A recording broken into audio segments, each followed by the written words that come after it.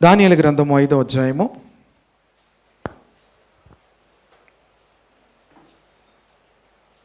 మొదటి 3 వచనాలు చదువుదాము. రాజుకు బెల్షస్సరు తన అధిపతుల్లో 1000 మందికి గొప్ప విందు చేయించి ఆ 1000 మందితో కలుసుకొని ద్రాక్ష రసము తాగుచుండెను. బెల్షస్సరు ద్రాక్ష రసము త్రాగుచుండగా తానును తన అధిపతులను తన రాణులను తన ఉపపత్నులను వాటిలో ద్రాక్షారసము పోసి త్రాగునట్లు తన తండ్రియగు నెబుకద్నెజరు యెరూషలేములోని ఆలయములో నుండి తెచ్చిన అందుకు వారు యెరూషలేములోని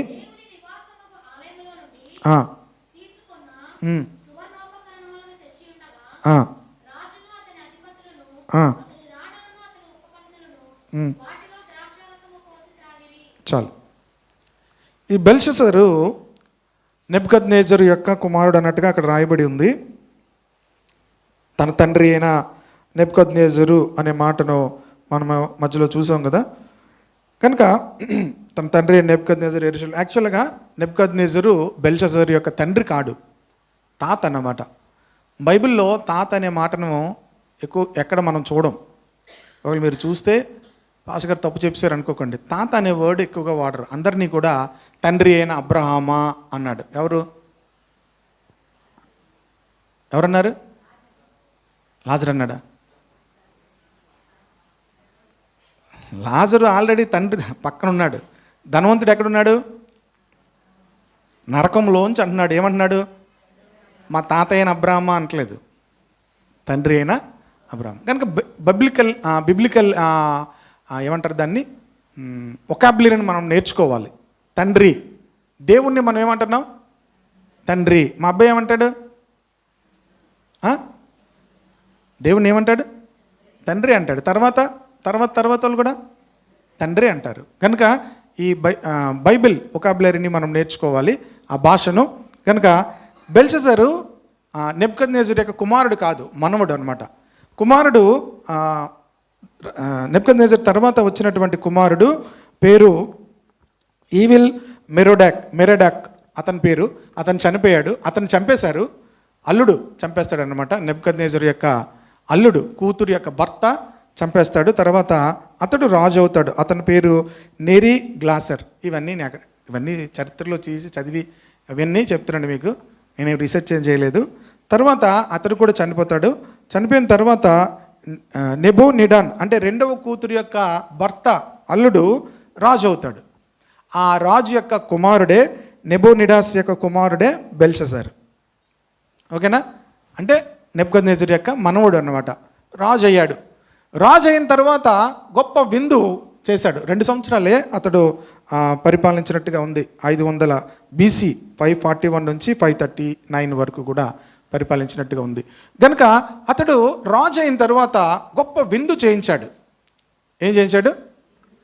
మనం కూడా చాలాసార్లు ఏదైనా జరిగినప్పుడు ఏం చేస్తామో, సంతోషం జరిగినప్పుడు మంచి మార్కులు వచ్చాయి అనుకో, వెంటనే ఏమంటారు? పార్టీ ఇవ్వండి అంటారు. కొంతమంది పార్టీ అనగానే పక్కకి వెళ్ళిపోతారు. పార్టీ అనగానే ఏం చేస్తారు? మళ్ళీ కనబడరు. అలాగే ఈ బెల్షస్సర్ని కూడా బహుశా తన అధికారులు అందరూ కూడా ఏమని అడుగుంటారు? పార్టీ అడుగుతారు. మిమ్మల్ని కూడా అడుగుతారు కదా. అలాగే పార్టీ అడిగితే అప్పుడు ఏం చేశాడు? 1000 మంది అధిపతులకు గొప్ప విందు చేయించాడట. ఆ 1000 మందితో కలుసుకొని ద్రాక్షారసం తాగుతున్నారు. కనుక బెల్షస్సరు ద్రాక్షారసం త్రాగుతున్నాడు. తన అధిపతులు, రాణులు, ఉపపత్నులు అందరూ కూడా ఇంకా అదే పనిలో ఉన్నారు. కనుక ఈ పనిలో ఉన్నటువంటి ఈ ద్రాక్షారసం చేస్తూ విందులో ఆనందిస్తున్నప్పుడు ఈ బెల్షస్సరు ఏమన్నాడంటే, ఒక మంచి ఐడియా వచ్చింది. ఏమొచ్చింది? ఆనందిస్తున్న వాళ్ళు ఆనందించవచ్చు కదా. తెక్క ముదిరిపోతే కొన్నిసార్లు తెక్కన దేవుడు ఏం చేస్తాడు? తీస్తాడు. ఏం ముదిరిందంటే, నా తండ్రి అయిన నెబుకద్నెజరు యెరూషలేములో నుంచి ఏం తీసుకొచ్చాడు? యెరూషలేములోని ఆలయములో నుండి వెండి బంగారు పాత్రలు తెమ్మని ఆజ్ఞించాడట. ఎందుకంటే ఆ వెండి అందుకు వారు యెరూషలేములోని దేవుని నివాసముగు ఆలయము నుండి తీసుకున్న సువర్ణోపకరణములు తెచ్చి ఉంచగా రాజును అతని అధిపతులను అతని రాణులను అతని ఉపపత్నులను వాటిలో ద్రాక్షారసము పోసి, వీళ్ళు త్రాగుతున్న వాళ్ళు త్రాగచ్చు కదా, ఏం చేశారట? దేవుని ఆలయములో ఉన్నటువంటి ఉపకరణములు తీసుకొచ్చి, యెరూషలేములో ఉన్నటువంటి దేవుని ఆలయములో ఉన్నటువంటి ఉపకరణములను తీసుకొచ్చి అందులో తాగుదం తీసుకురండి అని చెప్పి ఆ దేవుని యొక్క ఉపకరణములను తీసుకొచ్చి, ఆలయంలో ఉన్నటువంటి ఆ వస్తువులు తీసుకొచ్చి వాటిలో ద్రాక్షారసం తీసుకొని త్రాగడం ప్రారంభించారంట. వారు బంగారు, వెండి,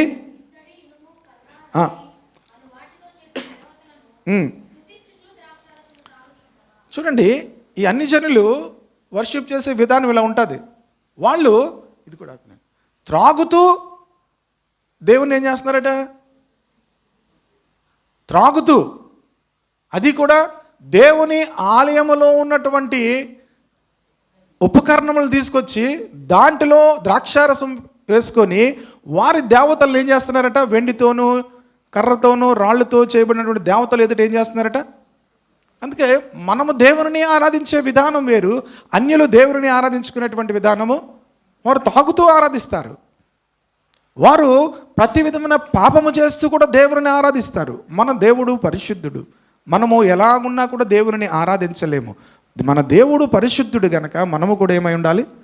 పరిశుద్ధులమై ఉండాలి. మనం దేవుని ఆరాధించేటప్పుడు దేవుడు మన ఆరాధన అంగీకరించాలంటే మనం ఆయన సన్నిధిలో ఎలా ఉండాలి? పరిశుద్ధులముగా ఉండాలి. కనుక ఆ సమయంలో 5వ వచనం చదువుదాం. ఆ గడియలోనే మానవ హస్తపు వేళ్ళు కనబడి దీపము దగ్గర రాజు యొక్క నగరి గోడ పూత మీద ఏదో ఒక వ్రాత వ్రాయిచుండునట్లుండెను. రాజు ఆ హస్తము వ్రాయిట చూడగా అతని ముఖము వికారమాయెను. అతడు మనస్సునందు కలవరపడగా అతని నడుము కీళ్ళు వదిలి అతని మోకాళ్ళు గడగడ వణుకుచు కొట్టుకొనుచుండెను. ఎప్పుడైతే దేవుని ఆలయములో ఉన్న వస్తువులు తీసుకొచ్చి బెల్షజరు ద్రాక్షారసం త్రాగడం ప్రారంభించాడో దేవుడిని దగ్గర నుంచి ఒక హస్తం వచ్చిందట. ఒక హస్తం వచ్చి ఏదో రాస్తుందట గోడ మీద. ఆ గోడ మీద రాస్తున్నప్పుడు అది చూడగానే ఈ బెల్షజర్కి కలవరం మొదలైంది. అతని యొక్క మనసు, అతని ముఖము ఏమైపోయింది? వికారం అయిపోయిందట. అతడు మనస్సునందు కలవరపడి నడుము కీళ్ళు అతని మోకాళ్ళను గడగడ వణుకుచు కొట్టుకోవడం ప్రారంభించాడట. ఆ రాత ఏంటో అర్థం అవ్వలేదు. ఏదో ఒక హస్తం వచ్చి గోడ మీద ఏదో అలా రాసిందంట. రాస్తే అది చూడగానే వణకడం ప్రారంభించాడు. మనస్సు, ముఖము వికారం అయిపోయింది. ఆందోళనలోనికి వెళ్ళిపోయాడు. ప్రియ దేవుని బిడ్డలారా, చాలామందిని పిలిచాడు. ఏంటి ఈ రాత అంటే ఎవరికి ఏమీ కూడా అర్థం అవట్లేదు. దేవుని యొక్క ఆలయం విషయంలో దేవుడు చాలా శ్రద్ధ కలిగి ఉంటాడు. పాత నిబంధనలో ఆలయము, కొత్త నిబంధనలో ఏంటి? సంఘము. It is not building. పాత నిబంధనలో దేవుడు ఒక ఆలయములో ఏమేవాడు? నివసించేవాడు. అక్కడ మాత్రమే వాళ్ళు దేవుణ్ణి కలుసుకునేవారు. కనుక కొత్త నిబంధనలో సంఘము ఆయన యొక్క శరీరమై ఉన్నది. కనుక సంఘం విషయంలో కూడా మనము చాలా జాగ్రత్తగా ఉండాలి. కనుక దేవుని సన్నిధి మనం ఇక్కడ కూడినప్పుడు కూడా అందుకే చాలా జాగ్రత్తగా ఉండాలి. ఇక్కడికి వచ్చేటప్పుడు మనం చాలా జాగ్రత్తగా దేవుని సన్నిధిలో ఉండాలి.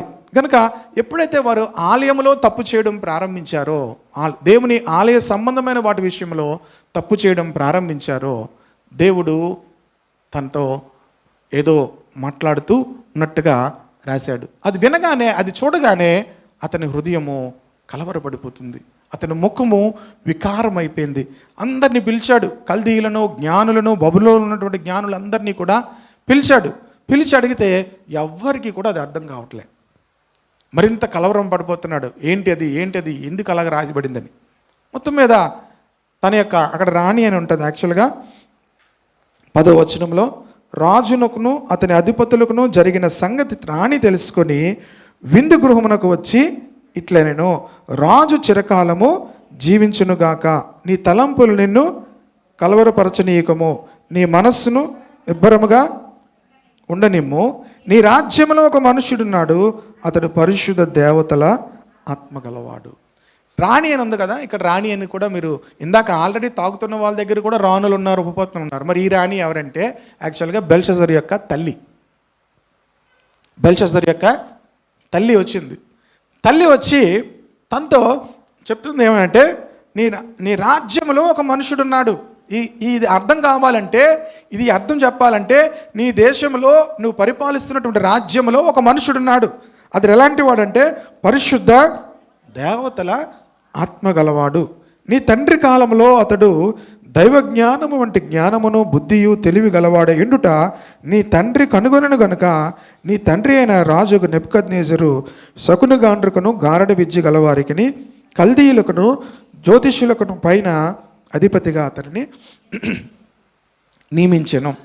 నెబుకద్నెజరు దానియేలును కనుగొని దానియేలును ఏం చేశాడంటే కల్దీయుల మీద శకునగాండ్రు అందరి మీద కూడా అధిపతిగా నియమించాడు అనే విషయాన్ని జ్ఞాపకం చేస్తుంది. ప్రియ దేవుని బిడ్డలారా, నెబుకద్నెజరు విషయంలో మెచ్చుకోవాల్సిన విషయం ఏంటంటే, ముందు వారం కూడా మీకు చెప్పాను, నెబుకద్నెజరు రాజు అయిన తరువాత మంచి యూదులలో నుండి మంచి బాలులను తీసుకొని వచ్చి, వారు జ్ఞానము, దైవ జ్ఞానము ఎరిగిన వారు, తత్వజ్ఞానము తెలిసిన వారు, సకల శాస్త్రములు తెలిసిన వారిని తీసుకొస్తే వారు నా రాజ్యాధికారంలో ఉండాలి.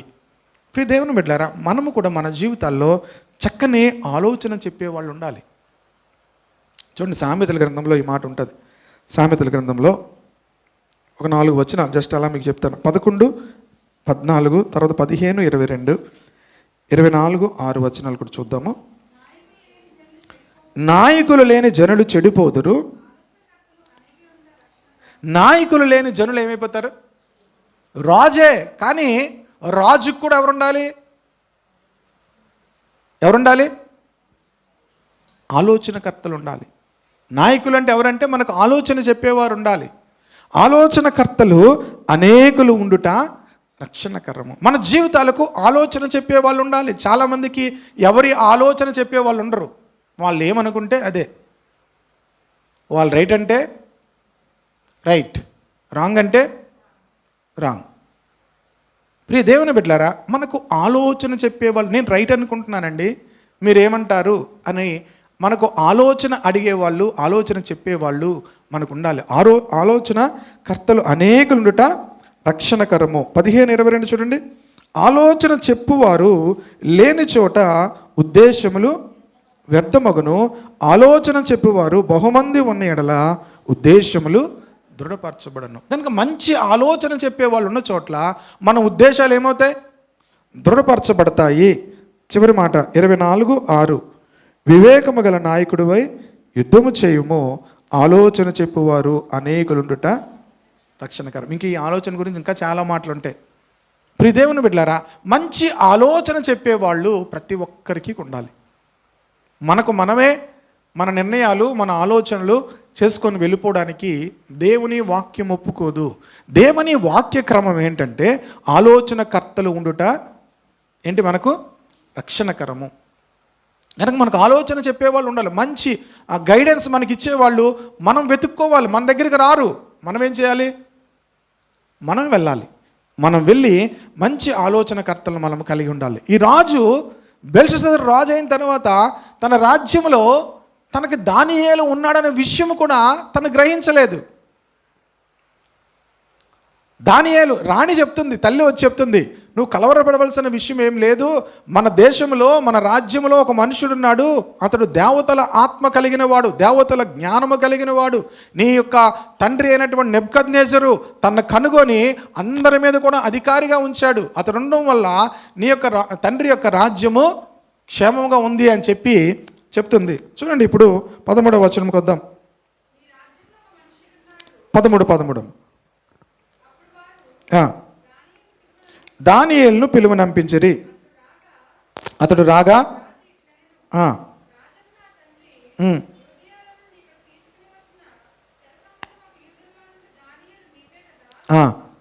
దేవతల ఆత్మయు వివేకమును బుద్ధియు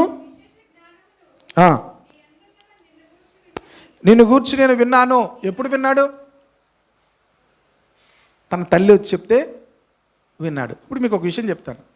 దానియేలు అంత జ్ఞాని అనేటువంటి వ్యక్తి ఉన్నాడని బెల్షస్సరుకు తెలుసా తెలీదా? తల్లి చెప్పకముందు, తల్లి వచ్చి చెప్పకముందు ఎందుకు తెలుసు అంటే, ఇప్పుడు యెరూషలేముల నుండి ఈ ఉపకరణములు తెచ్చారనే విషయం ఎలా తెలుసు? తనకు తెలుసు. యెరూషలేములో నుండి, దేవాలయంలో నుండి ఈ ఉపకరణములు, బంగారు ఉపకరణాలు తెచ్చారని తనకు తెలుసు. అలాగే మరి ఎంత అద్భుతమైన విషయం జరిగింది. తన తండ్రి రాజ్యంలో తన తండ్రి కన్న కళ భావము ఎవరు ఎరగకపోతే దానియేలు చెప్పాడని, దానియేలుకు తెలిసిన విషయాలన్నీ, చెప్పిన విషయాలన్నీ కూడా రాజులకు తెలుస్తాయి. కానీ ఇగ్నోర్డ్ అనమాట, పట్టించుకోలేదు. సొంత జ్ఞానం మీద ఆధారపడే వాళ్ళు, సొంత తెలివి మీద ఆధారపడే వాళ్ళు ఎప్పటికైనా పతనం అవుతారు. అందుకే ఆలోచనకర్తలు అనేకులు ఉండుట రక్షణకరం. ఒక విషయాన్ని మనము ఏదైనా నిర్ణయించుకునేటప్పుడు అనేకులను అడగడం అనేది చాలా మంచిది. కనుక అప్పుడు ఉద్దేశములు ఏమవుతాయి? స్థిరపరచబడతాయి. కనుక ప్రతి ఒక్కరూ కూడా యవనస్తుల జీవితాల్లో ఇంకా ఉపయోగం, మంచి గైడెన్స్ చెప్పేటువంటి ఆత్మీయులను వెతుక్కొని మనం వాళ్ళ యొక్క ఆలోచనలో మనం నడవాలి. కనుక అప్పుడు బెల్షస్సరు చెప్తున్నాడు, నేను ఒక కల కన్నాను, నాకు ఒక చేతి వ్రాత కనిపించింది. 15వ వచనంలో ఈ వ్రాత చదివి దాని భావము తెలియచెప్పవలనని జ్ఞానులను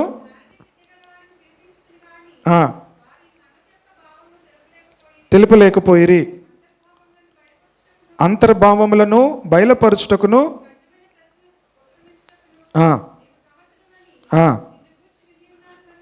విని ఉన్నాడంట. తెలుసు అన్నీ, నాటకం. కొంతమందికి అన్నీ తెలుసు, కానీ ఏం చేస్తారు? నటిస్తుంటారు. God never forgive hypocrites. మీకు తెలుసా? ఈ పరిసయ్యులు శాస్త్రులు ఏంటో తెలుసా? దే నో, కానీ ఏం చేస్తారు వాళ్ళు? అన్నీ దేవుడు అందుకే వేషధారులారా అన్నాడు. దేవుడు వేషధారులను ఏం చేయడు? బెల్షస్సరుకు తెలుసు, విని ఉన్నాను, మొన్నే తెలిసినట్టు చెప్తున్నాడు. ముందు నుంచి తెలుసు దానియేలు ఉన్నాడని. కానీ దానియేలు అంటే ఏముండదు? యూదులు వచ్చి నా రాజ్యాధికారంలో ఎందుకు ఉండాలి, యూదులు వచ్చి మా యొక్క రాజ్యంలో వాళ్ళ అధికారులుగా ఎందుకు ఉండాలని చెప్పి ఇగ్నోర్ చేశాడనమాట, పక్కన పెట్టాడు. ఇప్పుడు అవసరం వచ్చింది గనక దానియేలుని ఏం చేశాడు? పిలుస్తున్నాడు. పిలిచిన తర్వాత చూడండి, నీకు సఖ్యమైతే నువ్వు చెప్పు. నువ్వు ఒకవేళ చెప్తే నీకు ఊదా రంగు వస్త్రము కట్టుకొని మెడను సువర్ణ కంఠభూషము ధరించుకొని రాజ్యములో 3వ అధిపతివుగా ఏలుదువు అన్నాడు. సాధారణంగా అవన్నీ చెప్పగానే మనం ఏమంటారు? ఏదో ఒకటి అనాలి కదా. చూడండి దానియేలు ఏమన్నాడు చూడండి, 17వ వచనం.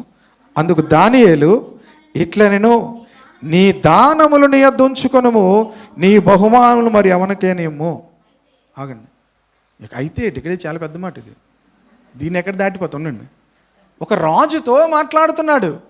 నీ దానములు ఎవరికైనా ఇచ్చుకోయ్యా అన్నాడు. ఏమన్నాడు? నీ దానములు నీ వద్ద ఉంచుకో, నువ్వు ఉంచుకో, నీ ఉంచుకో. ఇంకోటి ఏమన్నాడు? నీ బహుమానములు మరి ఎవరికైనా ఇచ్చుకో అన్నాడు. దేవుని యొక్క బిడ్డలు ఇలాంటి పౌరుషం ఉండాలి. ఎవరు పెడితే వాళ్ళ దగ్గరికి వెళ్ళి మనం చేయి చాపి వారంగా ఉండకూడదు. ప్రైజ్ ది లార్డ్, హల్లెలూయా.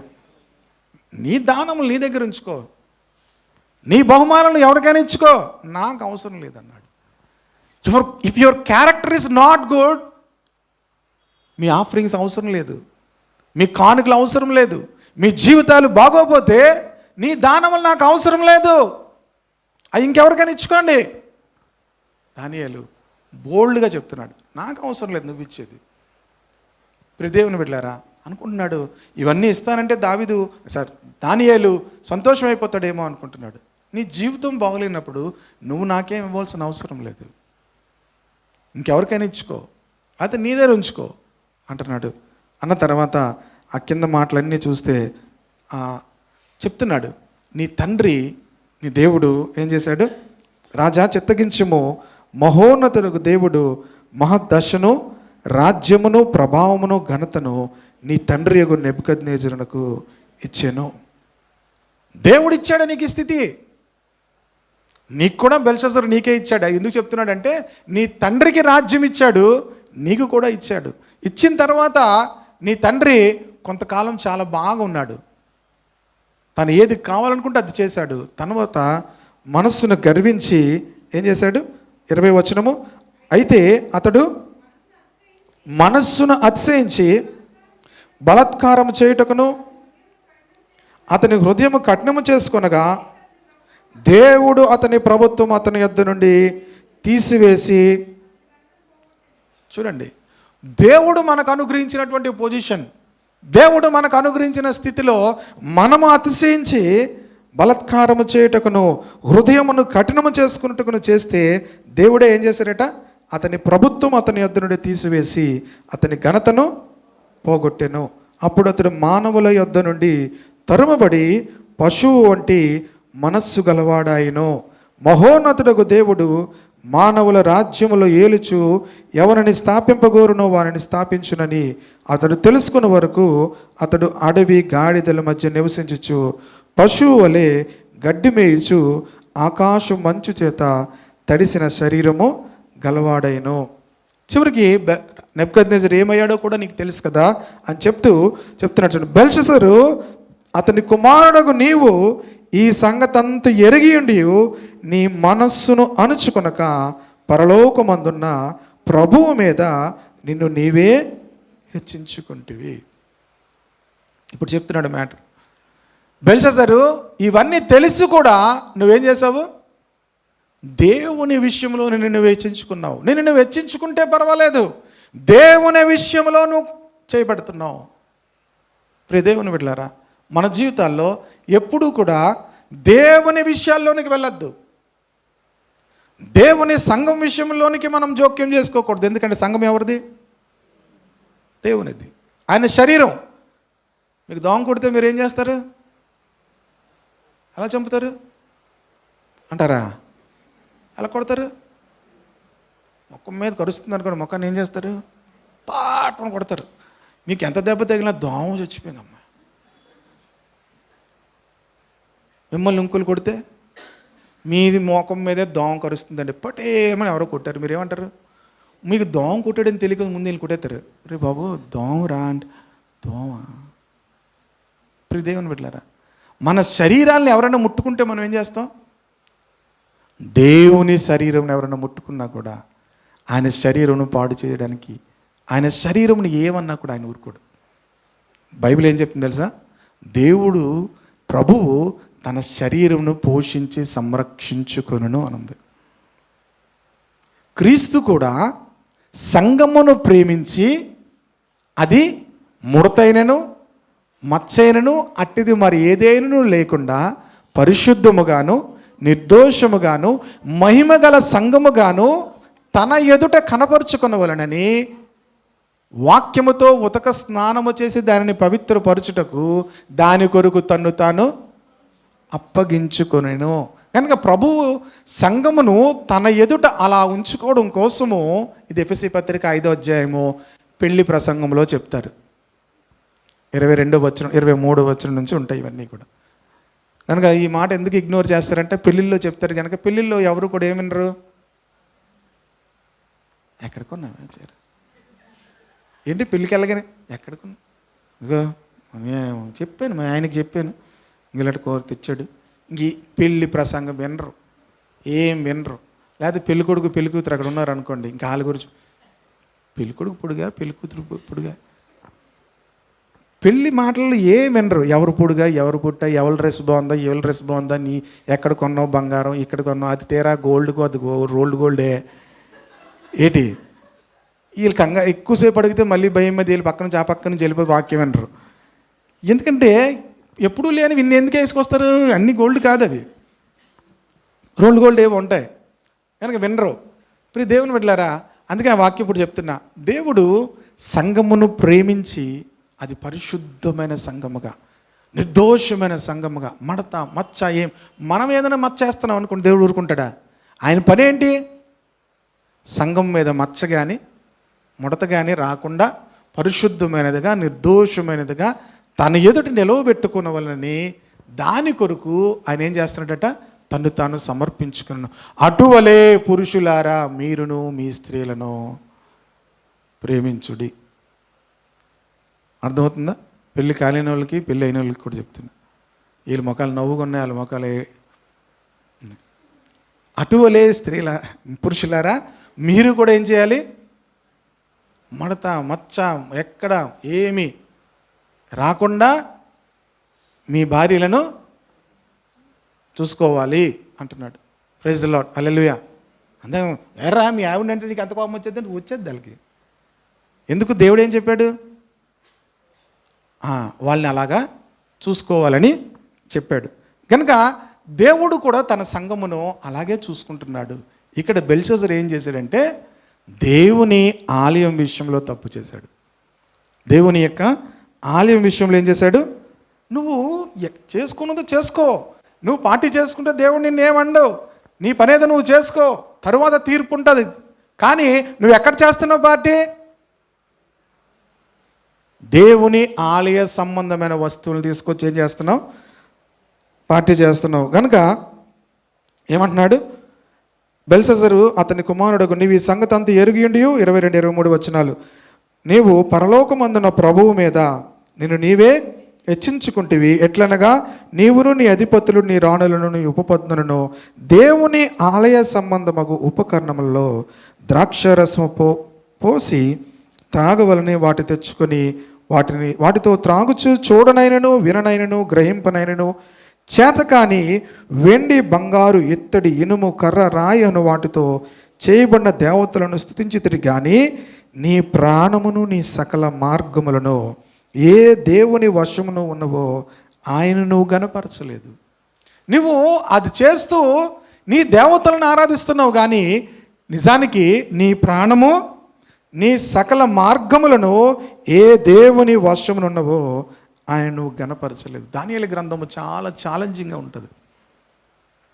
దానియేలు ఒక రాజుతో మాట్లాడుతున్నాడు. నీ ప్రాణము నీ సకల మార్గములు ఎవరి వశములో ఉన్నాయో ఆ దేవుని నువ్వు గనపరచలేదు కనుక అంటున్నాడు. కావున ఆయన ఎదుట నుండి ఈ అరచేయి వచ్చి ఈ వ్రాతను వ్రాసినదేమనగా మెనే మెనే టేకిల్ ఉపారిసిన్. ఈ వాక్య భావం ఏమనగా మినే అనగా దేవుడు నీ ప్రభుత్వ విషయంలో లెక్క చూచి దానిని ముగించెను. దేవుడు నీ విషయంలో లెక్క చూస్తాడు. మీకు తెలుసా? ప్రతి ఒక్కరికి కూడా దేవుడు ఏం చేస్తాడు? లెక్క చూస్తాడు.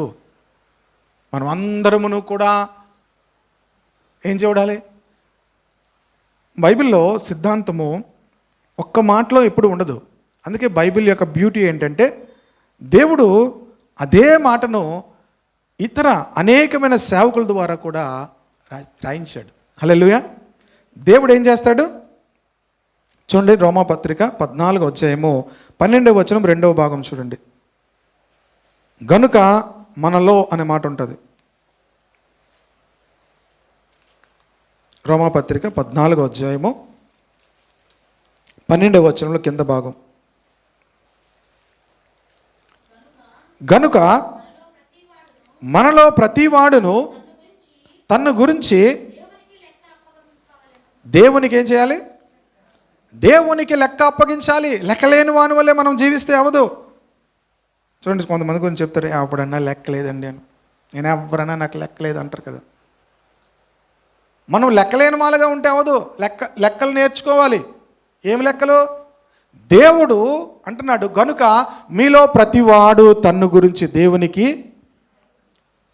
లెక్కలు రాకపోతే చిన్నప్పుడు ఏం చేసేవారు తల్లిదండ్రులు? ఇప్పుడు ఎవరు కొట్టట్లే. ఇప్పుడు అదో విచిత్రమైన ఇది వచ్చింది. ఇక లాభం లేదని ఒక ఆయన మొన్న జబక్ కుమార్ గారు చెప్పారు. ఆయన లండన్ అనుకుంటాను. లండన్లో వాళ్ళ అబ్బాయిని కొట్టాడంట. కొడితే ఆ మచ్చ టీచర్ చూసి ఏంటి అంటే అనకముందే వాడు అడిగాడు, రే మీ నాన్న కొట్టాడు కదా చెప్పరా అంటే, అక్కడేంటి ఎవరైనా కొడితే పోలీస్కి వెళ్ళి పిల్లలు చెప్తే వాళ్ళకి తండ్రిని వేసేస్తారు జైల్లో. భలేగుంది వాళ్ళ రూలు. మొత్తం మీద ఆ చెంప మీద దెబ్బ చూసి చెప్తే పిలిచి వాళ్ళ తండ్రికి వార్నింగ్ ఇచ్చి శిక్ష కూడా వేసినట్టున్నారు. పెనాల్టీ ఏది వేసారట. ఇంకా లాభం లేదని చెప్పి వాళ్ళు శ్రీలంక వాళ్ళట. ఈయన శ్రీలంక తీసుకెళ్ళి ఎయిర్పోర్ట్లో దిగి దగ్గరనే ఏంట్రా నువ్వు చేసావు అని చెప్పి అక్కడ వేసాడట. అక్కడ వేసాడండి దెబ్బ. ఇప్పుడు దేవుని బిడ్డలారా, ఇప్పుడు ఎవరిని కూడా ఏమి అనడానికి లేదు, లెక్కలు సరిగా చేయకపోయినా. ప్రియ దేవుని బిడ్డలారా, ఎందుకంటే మనకి ఇంక అందుకే లెక్కలేదు. ఇంకా మా డాడీ నన్ను కొట్టేవారు, బెల్ట్ పెట్టకుండానే బెల్ట్ లాగా ఉండేది నడుంకి. మీకు అర్థమై ఉంటుంది. ఆ అట్టు అది క్రొకడైల్ ఉండేది అనమాట బెల్ట్ మీద. అప్పట్లో క్రొకడైల్ బెల్ట్ అంటే మంచి మంచి లెదర్. ఆ క్రొకడైల్ అచ్చు నడుము మీద ఉండేది ఇలాగా. కొట్టిన తర్వాత ఇంక మా క్రొకడైల్ ఇంక మరి కొట్టాల్సిన పనే ఉండదు, అక్కడ పెట్టేవారు అలా బెల్ట్. ఎక్కడ ఒక మేకుండి మేక్కే బెల్ట్ పెట్టేవారు అనమాట. ఆ బెల్ట్ చూసుకొని చదివేసేవాళ్ళు. ఇప్పుడు బెల్ట్ లేదు. ఇప్పుడేంటి, తింటావా తినరా, పడుకుని నోట్లు ఎట్టేస్తున్నాం మనం. పడుకున్న వాళ్ళు కూడా నోట్లు ఎట్టేసి నీళ్ళు తాగేసి పడుకుంటాం. వాడు బైబిల్ చదివాడా చదవలేదా మనకు అనవసరం, బోవ మాత్రం పెట్టేస్తాం. ఎందుకు? ఏమైనా అలిగితే మళ్ళీ బిర్యానీ పెట్టేస్తాం. ఏంటి కావాలరా, బిర్యానీ కావాలా అని చెప్పి తెచ్చి అస్సలు బెల్ట్ అచ్చులేవు మనకు. నాకెందుకు నా బెల్ట్ అచ్చులు ఉన్నాయి కనుక ఆడికి కూడా అలాగే అచ్చులు వేసేవాడిని. అర్థమైందా? ప్రతి దేవుని వెళ్ళారా, లెక్కలేనట్టుగా ఉండకూడదు. ప్రతి దానికి we should be very accountable. చాలామంది జీవితాల్లో they are not accountable. Belshazzar not accountable. ఎవరికి కూడా లెక్క చెప్పవలసిన అవసరం లేదు. తన ఇష్టం. దేవుని మందిరంలోంచి తీసుకొచ్చి తాగుతారంటున్నాడు. అందుకే దేవుడు నీ ప్రభుత్వ విషయంలో ఏం చేశాడు? లెక్క చూశాడు. నీ ప్రభుత్వ విషయంలో దేవుడు ఏం చేశాడు? లెక్క చూశాడు, దాన్ని ముగించాడు. లెక్క చూసి దాన్ని ఏం చేశాడు? ముగించేశాడు. టెకేల్ అనగా ఆయన నిన్ను త్రాసులో తూచగా నీవు తక్కువగా. త్రాసులో తూచాడట. దేవుడు మనల్ని అందరినీ కూడా త్రాసులో తోస్తాడు తెలుసా? బైబిల్లో ఉంది. 62 కీర్తన. దేవుడు దగ్గర ఒక త్రాసు ఉంటుంది. ప్రతి ఒక్కరి జీవితాన్ని కూడా ఆ త్రాసులో చూస్తాడు. 62 కీర్తనలో కింద భాగంలో ఉంటుంది చూడండి. అల్పులైన వారు 9వ వచనం, వట్టి ఊపిరై ఉన్నారు, గనులైన వారు మాయాస్వరూపులై ఉన్నారు, త్రాసులో వారందరూ తేలిపోతురు. త్రాసులో, ఏ త్రాసులో? దేవుని త్రాసులో. గనులు అల్పులు. గనులైనా అల్పులైనా దేవుడు ఏం చేస్తాడు? బెల్షస్సర్ని త్రాసులో వేసాడట. ఆ త్రాసులో నువ్వేమైపోయావు? బెల్షస్సర్ని ఏమంటున్నాడు? నీవు త్రాసులో తోచగా నీవు తక్కువగా కనబడుతుంది. There is no goodness in your life. దేవుడు త్రాసులో నిన్ను చూస్తే నీ జీవితంలో ఏ విధమైన మంచి కనబడట్లేదు. దేవుడు లెక్క చూస్తాడు. దేవుడు మన అందరి విషయంలో కూడా త్రాసులో వేస్తాడు. కనుక ప్రియ దేవుని బిడ్డలారా, ఈ దానియేలు గ్రంథము, ప్రకటన గ్రంథము కూడా చాలా ప్రాముఖ్యమైనవి. ఎందుకో తెలుసా? పాత నిబంధనలో దానియేలు గ్రంథంలో ప్రకటన గ్రంథం గురించి ముందుగానే దేవుడు తెలియజేశాడు. చివరి దినాల్లో కూడా దేవుడు మనలందరినీ కూడా త్రాసులో వేస్తాడు. మన జీవితం గురించిన త్రాసు, మన జీవితం గురించినటువంటి లెక్క. సో మనము అకౌంట్ లేకుండా, అంటే అకౌంటబిలిటీ లేకుండా మనం ఎలా పడితే అలా చేయడానికి లేదు. ఒక దినాన్ని మనము అకౌంట్ ఇవ్వాలి దేవునికి మన జీవితం గురించి. రెండవది, మన క్రియలు అన్నీ కూడా దేవుడు త్రాసులో వేస్తాడు. మన జీవన విధానం అంతా కూడా త్రాసులో వేస్తాడు. నువ్వు త్రాసులో ఏమైపోయావు? తక్కువగా కనబడుతుంది. ఫెరెస్ అనగా నీ రాజ్యము నీ యొద్ద నుండి విభాగింపబడి మాదీలకును పారసికులకును ఇయ్యబడును. బెల్షస్సరు ఆజ్ఞేయగా వారు దానియేలునకు ఊదారంగు వస్త్రము తొడిగించి అతని మెడను బంగారపు హారమును వేసి ప్రభుత్వము చేటులో అతను 3వ అధికారిని చాటించిరి. దానియేలు తీసుకున్నాడో లేదో తెలియదు కానీ తను ప్రకటించాడు. ఆ రాత్రి అందే కల్దీల రాజుగు బెల్షస్సరు హతుడాయను. దేవుని తీర్పు ఒకరి మీదకి వస్తే ఎక్కువ టైం ఏం పట్టదు. ఎప్పుడు అయ్యాడట? దానియేలు మాట్లాడాడు. బెల్షస్సర్ ఎప్పుడు చనిపోయాడు? ఆ రాత్రే చనిపోయాడు. చాలాసార్లు మనము మన ప్రాణము, మన జీవం గురించి చాలా ఆలోచిస్తాం. దేవుని గురించి ఏం ఆలోచించం. నీ ప్రాణము, నీ సకల మార్గములు ఎవరు వశములో ఉన్నవో ఆ దేవుని నువ్వు గనపరచట్లేదు. నీ ప్రాణం ఆయన చేతుల్లో ఉంది. మన ప్రాణము దేవుని చేతుల్లో ఉంది. మనం దేవుని గురించి పెద్దగా ఏం ఆలోచించాం. వి బాదర్ అబౌట్ మెనీ థింగ్స్. బయట అనేక విషయాల గురించి ఆలోచిస్తాము, కానీ మన ప్రాణము దేవుని వశంలో ఉన్నది.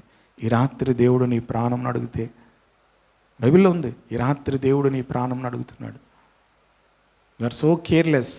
ఒక విషయాన్ని జ్ఞాపకం చేసుకోండి. నువ్వు రాజువైనా, ఎవరువైనా, గనులైన వారైనా, అల్పులైన వారైనా త్రాసులో తేలిపోతారు. త్రాసులో తేలిపోతారు.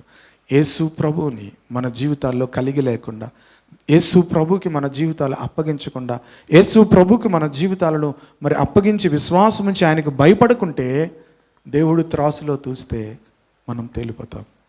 త్రాసులో తూసినప్పుడు మనం ఎలా కనబడాలి తెలుసా? ప్రభుని ఆరాధిస్తున్న బిడ్డగా ఉండాలి. సండే చాలామందికి దెర్ ఇస్ నో, అది ఓ పెద్ద విషయం ఏమి కాదు. చాలామందికి ఆరాధన దినము అది పెద్ద విషయం ఏం కాదు. మనము దేవుని ఆరాధించడానికి దేవుని మందిరంకి వస్తున్నాం. ఎవరు ఎలాంటి వారా, ఎక్కడి వారని కాదు. దేవుని ఏం చేయడానికి వెళ్తున్నాం? ఆరాధించడానికి వెళ్తున్నాం. దేవుని స్తుతించడానికి వెళ్తున్నాం. దేవుని మందిరములో దేవునికి కనబడడానికి వెళ్తున్నాం. అంతే. దేవుడు లెక్క చూస్తాడు. లెక్క చూసినప్పుడు ఒకవేళ దేవుని మందిరం విషయంలో, దేవుని ఆలయం విషయంలో, సంఘం విషయంలో మనము తేలిపోతే దేవుడు లెక్క చూస్తాడు. దేవుడు త్రాసులో వేస్తాడు. మనం తేలిపోతే, బెల్షస్సర్ తేలిపోయాడు.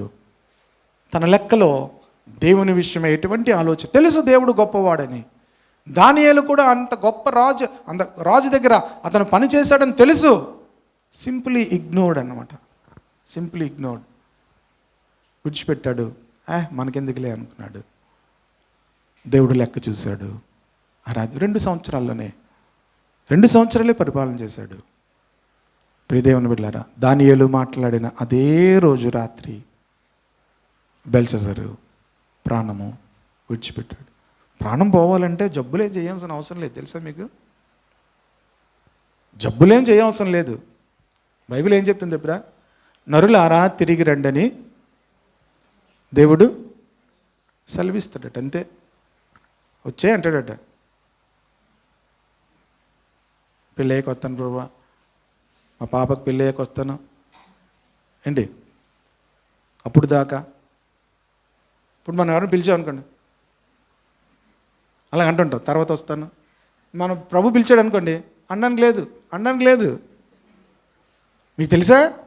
ప్రభు మనల్ని పిలిస్తే ఇలాగ అనడానికి కానీ అలాగ అనడానికి కానీ ఏం ఉండదు. ఇక్కడెవరు మనల్ని ఆపడానికి లేదు. ఇక్కడెవరు మనల్ని అప్పుడే వెళ్ళిపోవడం ఏంటి? మొన్న ఎవరో సిస్టర్ చెప్తూ అప్పుడే చచ్చిపోకు అన్నారట. తను చెప్పింది. మనకి ఎవరికి అధికారం లేదు. నీ ప్రాణమును, నీ యొక్క మార్గములను ఎవరి వశములో ఉన్నవో ఆయన నువ్వు స్తుతించాలి, ఆయన నువ్వు గనపరచాలి. అప్పుడు ఏమంటచ్చు తెలుసా? హిజ్కియాకు కూడా యెషయా వచ్చి చెప్పాడు, నువ్వు ఇంక బతకవు, నువ్వు ఇల్లు చక్క పెట్టుకో అన్నాడు. నువ్వు బతకవు. అదే మనకు ఎవరైనా చెప్పారనుకోండి ఇల్లు బతకవు అని, వెంటనే మనం డాక్టర్ దగ్గరికి వెళ్ళిపోతాం. ఏం చేస్తాం? వెంటనే డాక్టర్ దగ్గర మొత్తం నా బ్లడ్ అంతా చెక్ చేసేయండి అంటాం. బ్లడ్లో ఏం కనబడకపోయినా ప్రాబ్లం లేదు. వచ్చే అంటే వెళ్ళిపోవడమే. బ్లడ్తో సంబంధం ఉండదు, హార్ట్తో సంబంధం ఉండదు, కిడ్నీస్తో సంబంధం ఉండదు. వచ్చేయి నరులారా తిరిగి రండి అన్నాడు అనుకోండి దేవుడు. బ్లడ్ బాగానే ఉందండి, మొత్తం రిపోర్ట్లన్నీ విజయ ల్యాబ్లో చేయించాం పాస్టర్ గారు, అన్నీ బాగానే ఉన్నాయి పాస్టర్ గారు, అన్నీ బాగున్నాయి, పిలిచేసారు. ఇంకంతే. ఏంటి?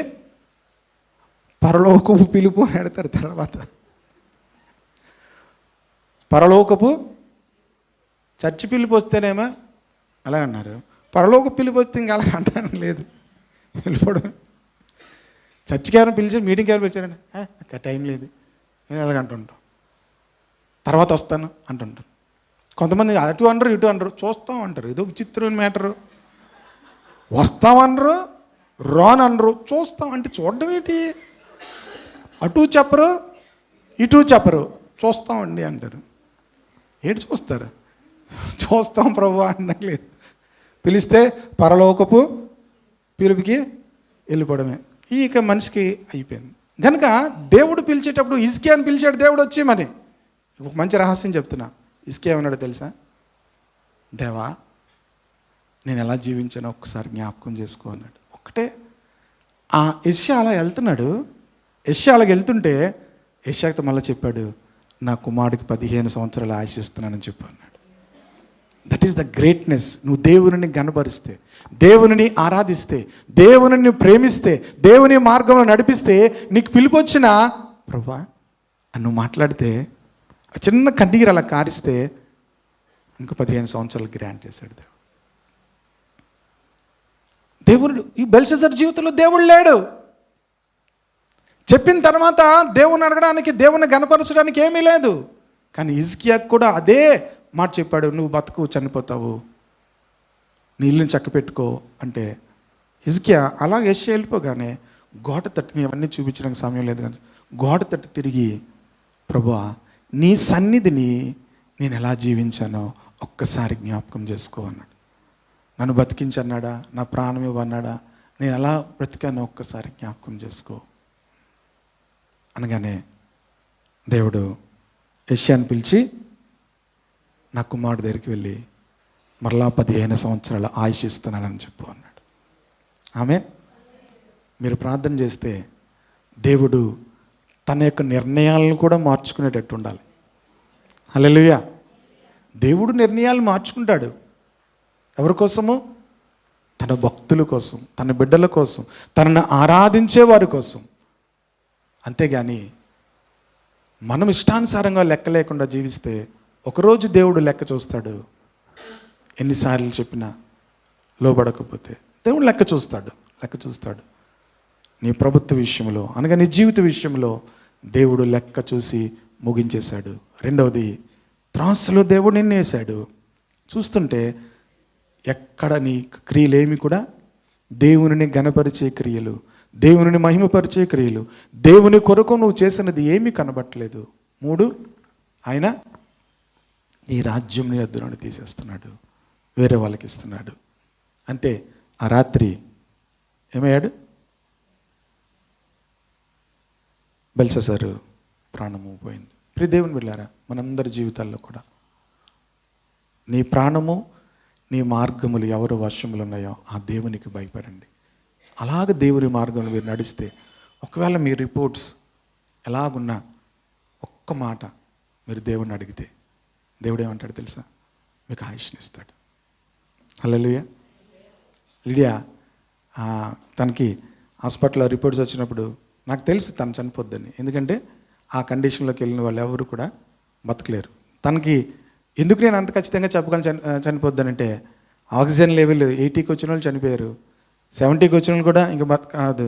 తనకి ఎంత వచ్చిందంటే 20కి వెళ్ళిపోయి తర్వాత రెడ్ చూపించేది. ఆ మీటర్, ఆక్సిజన్ మీటర్ పెట్టి చూస్తాం కదా,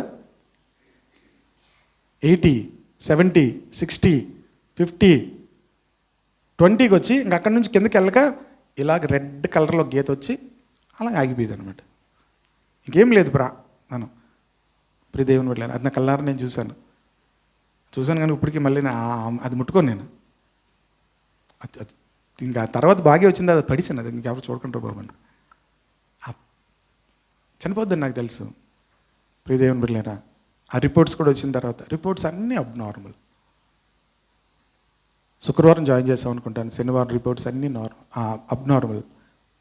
మరలా సోమవారం రిపోర్ట్లు వచ్చేసరికి రిపోర్ట్స్ అన్నీ కూడా మారిపోయాయి. నేను ఒకటే ప్రార్థన చేశాను, ప్రభా నీ చిత్తాన్ని బట్టి, నీ చిత్త ప్రకారంగా మా వివాహం జరిగింది. ఇంకా నిన్ను గణపరచుటకు, నిన్ను మహింపరచుటకు ఉండాలని నువ్వు ఆశపడితే నువ్వు ఆయుష్ డాక్టర్లు ఏమీ చేయలేరు. నేను డాక్టర్ల మీద డిపెండ్ అవ్వట్లేదు, అయితే మందుల మీద కూడా డిపెండ్ అవ్వట్లేదు. నువ్వు అద్భుతం చేయగల దేవుడు ప్రభా అని ప్రార్థన చేశాను. ఎక్కువ ఏం ప్రార్థించాలి. తర్వాత మీరు ఎవ్వరూ నమ్మరు, నేను పాటలు పాడాను ఆ టైంలో. దేవుని ఆరాధించాను ఒక్కడనే ఉండి. ఏదో బాధతో ఆరాధన కాదు, కొంతమంది గొప్ప బాధతో ఆరాధిస్తారు, కళ్ళ నీరుతో. ప్రభా యేసయ్యా స్తోత్రం నాయనా అనగల. నేను అప్పుడు చాలా సంతోషంతో ఆరాధించాను. దేవుడు అద్భుతం చేశాడు. హల్లెలూయా. నీ ప్రాణము సకల మార్గములు ఆయన వశములో ఉన్నాయి. దేవుని చిత్తము లేకుండా మన జీవితాల్లో ఏది జరగదు. హల్లెలూయా. కనుక దేవుని మనం అన్ని పరిస్థితుల్లో కూడా ఆరాధిస్తున్నప్పుడు, అన్ని కీడులో ప్రతి పరిస్థితుల్లో కూడా దేవుని ఆరాధించినప్పుడు దేవుడు చెప్తాడు తన విషయంలో, నా తీర్పు, నా ఆలోచన నేను మార్చుకుంటున్నాను. 15 సంవత్సరాలు మళ్ళా నేను ఆయుషిస్తున్నాను. మీకు తెలుసా, దేవుడు భక్తుల ప్రార్థన ఆయనకి ఇష్టం. యెహోవా భక్తుల యొక్క ప్రార్థన ఆయనకు ఇష్టం. Praise the Lord. కనుక బెల్షస్సర్ జీవితాన్ని చూసాము. నేను ఎక్కువసేపు ఇంకా అందరినీ అలా వివరించి చెప్పలేదు. నీ జీవితంలో దేవుని కొరకు అనే క్రియలు ఏమీ లేకపోతే ఏదో ఒక రోజు దేవుడు లెక్క చూస్తాడు, లెక్క ముగించేస్తాడు. ముగించేస్తే ఇన్సూరెన్స్ ఉందండి నాకు. ఇన్సూరెన్స్ వెళ్తే కదా ఇన్సూరెన్స్ చేయడం, ఇంటి దగ్గర ఆవిడ చేస్తాడు ఇన్సూరెన్స్. హాస్పిటల్లో అడ్మిట్ అయితే దేవుడు ఏం చేస్తారు, ఇన్సూరెన్స్. అడ్మిట్ అవ్వడానికే ఛాన్స్ లేదు బెల్షస్సర్కి. రాత్రే అయిపోయింది. కనుక ప్రియ దేవుని బిడ్డలారా, ఇన్సూరెన్స్లు మనల్ని కాపాడలేవు, డాక్టర్స్ మనల్ని కాపాడలేరు. దేవుడు ఒక్కడే నీ ప్రాణమును కాపాడుతాడు. ఆమె కనుక దేవునికి భయపడదాము. ఒక దేవుని భయం లేని రాజు జీవితాన్ని చూసాము. దేవుని భయము కలిగిన హిజ్కియా యొక్క ప్రార్థన చూసాము. ఒక్క మాట చెప్పాడు. ఈరోజు దేవుడు మనల్ని లెక్క చూస్తే మన పరిస్థితి ఎలా ఉంటుంది? దేవుని సన్నిధిలో అందరం కూడా కళ్ళు మూసుకుందాము. ప్రభు యొక్క శరీరము, ప్రభు యొక్క రక్తము మన కొరకు చిందించబడింది. మన కొరకు ప్రభు తన యొక్క ప్రాణం పెట్టాడు.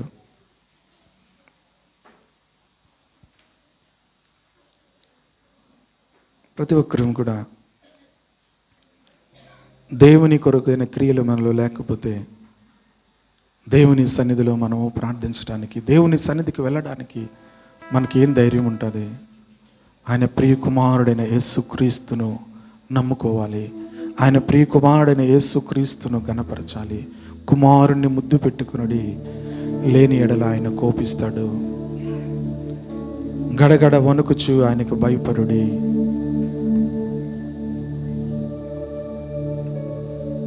ప్రభు సన్నిధిలో మనందరి జీవితాలను కూడా పరిశీలించుకుందాము, పరీక్షించుకుందాము. మన హృదయాలు, మన జీవితాలు లెక్క అప్పగించవలసిన వారి వలె మనం బ్రతకాలి. Every day, every minute, every second we are accountable to God. ప్రతి ఒక్కరు కూడా దేవునికి లెక్క అప్పగించవలసిన వారు. We are accountable to God. నాకేంటి పర్వాలేదని మీరు అనుకోవచ్చు. ఒక రాజుకే దిక్కులేని పరిస్థితి. మనమే పాటివారు.